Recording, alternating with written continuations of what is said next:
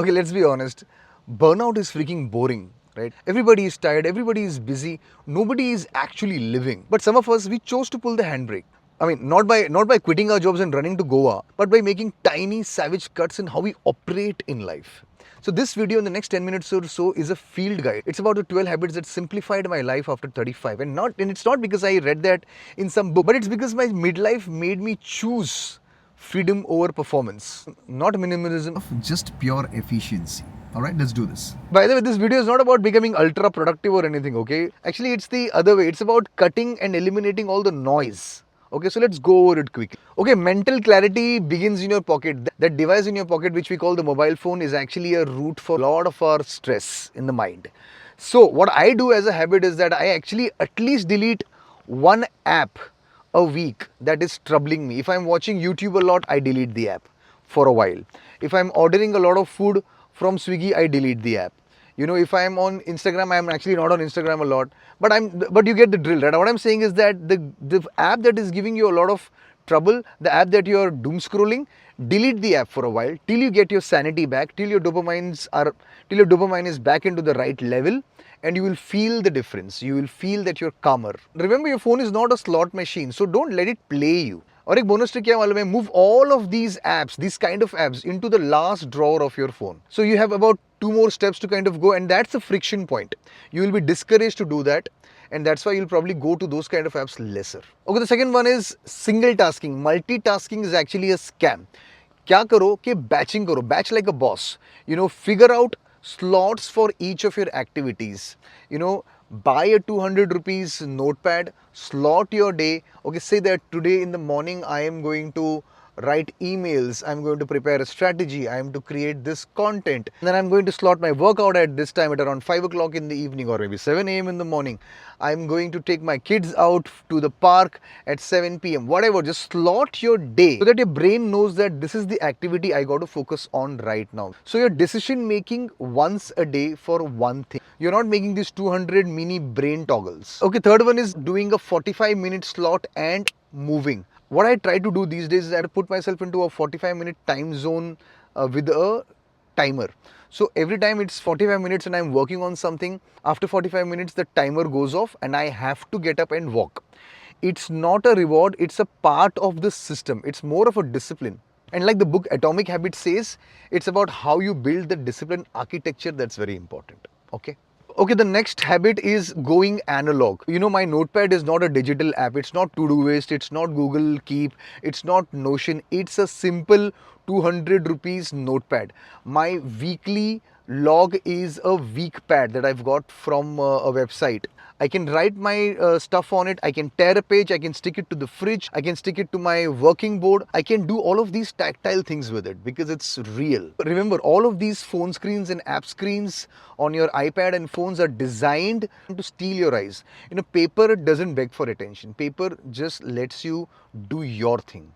So, by the way, talking about these analog things, I have launched a brand called Last Gear, and the first drop of products that I'm going to launch is going to be around these analog bunch of notepads and journals and logbooks and weekly trackers that are no nonsense, no fluff, analogish, pure paper stuff that you love writing on. So if you're into that kind of thing, there will be a pinned comment or a link on my description. Go on to that link and put your email ID so that I can let you know when I launch that. All right. Okay, next important habit is having quiet corners in your house. You know, I have dedicated a space in my house. It can be a small chair in the house or a corner in the house or a space that you love sitting in. But the point is that you sit there quietly, distraction free, and do your scatter focus thing. You don't need screens there. You don't need anything that triggers dopamine. You don't need anything that triggers your brain activity too much. You just need calmness over there and your thoughts. I mean, you can do your meditation over there, but I'm talking about just remaining silent and keeping quiet in that space and spending about 5 to 7 minutes every time you feel that you're anxious, or you actually slot it. Say that, okay, every 3 hours I'm going to go there and sit there. Every 4 hours I'm going to do that. So don't let anybody screw up that place for you. Make sure that place is for you when you need it. You know, Naval Ravikant says that something like this, that all the problems people or men have stems from they not being able to sit in a corner of a room or a place quietly for about 5 to 10 minutes. And that's powerful. My next point is a very practical one: be the anti-notifications guy. I know it could be a little difficult when you're in an office environment, or when you want to have notifications from the office come to you, but that's a very bad idea. Once you're out of office, you're out of office. You should encourage your workspace and your team members or your boss to not have work notifications after work hours. And when you're in the office, you anyway don't need notifications, right? You're right in front of the screen anyway. So my point is that, and मेरे को ये नहीं समझ में आता है why most of the people have their notifications on the phone. Every time you have a notification, and these days you have notifications from pretty much all the apps. It's very easy to turn them off. You just, अगर iPhone है तो उसको long press करो, उसमें तुमको option आ जाएगा turn off notification, or you go to the settings page, go to all the apps, and then one by one just turn off all the notifications. क्यों चाहिए notification? I absolutely have turned off notifications from everything. No banking apps, no WhatsApp, no Ola, Uber, कुछ नहीं. तुमको अगर जब भी when you want to use it, you are on the app anyway. Alright? Because every time there is a notification, your phone will light up. It will light up your brain and it will make you anxious. Instagram notifications are the stupidest. Every time there is a notification, you check that notification, you go into that reel or that post, and a good half an hour is lost there. It's a rabbit hole. You know, I also know of this thing where people will send an Instagram link on WhatsApp. You check that link and you end up going to Instagram because Instagram and WhatsApp is bhai, they don't have any problem doing that, but you will have a lot of problem doing that. So एक idea मैंने मेरे भाई को भी दिया था lately कि भाई every time you want to send something very interesting, and lot of content is good, it's knowledgeable, it's informative, but I told him that when you want to send that, download that reel or video on your phone and send that video. Don't send me the Instagram link, because it takes me to Instagram and I lose a lot of time over there because I'm a human being. Okay, the next one is taking solo drives. If you are a car enthusiast, if you are a car lover, if you have a car, or if you like riding a motorbike, take that short micro drive in the evening or in the morning. Bigger ones on the weekend, even bigger ones when you have 2-3 days holidays.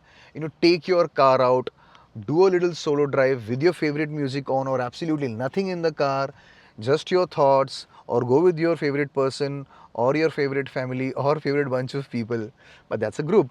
But I'm talking about just going absolutely solo, micro trips, so that it calms you down, it gives you time to reflect. After I got my Jimny, I've been doing that and I love doing that. Even before Jimny I did that, but Jimny mein ek alag hi maza hai because it's analog, it's got its own charm. I love doing that in the Jimny, and I'm sure you'll love that in your car too. One habit when you're above 35 is having difficult conversations. Be it your family member, your friend, your office colleague, your boss, your subordinate, your senior, somebody who's elder to you, somebody who's somebody or something that has been bugging you, an important conversation that you have to do at that point in time, but you've been avoiding because it's a little tricky. Have that conversation, because that will instantly relieve you from all of the anxiety and stress that you've been holding on because of that conversation not happening.